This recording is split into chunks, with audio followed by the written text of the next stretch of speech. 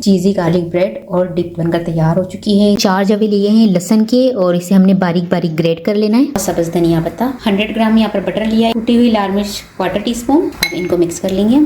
तो यहाँ पर ये मैंने 2 ब्रेड ले लिए हैं। जो मैंने बेटर तैयार किया था ये इस पर स्प्रेड कर लूंगी। तो यहाँ पर इस तरह से मैं ब्रेड रख दूंगी, इसके ऊपर मैं चीज़ डाल दूंगी इस तरह से।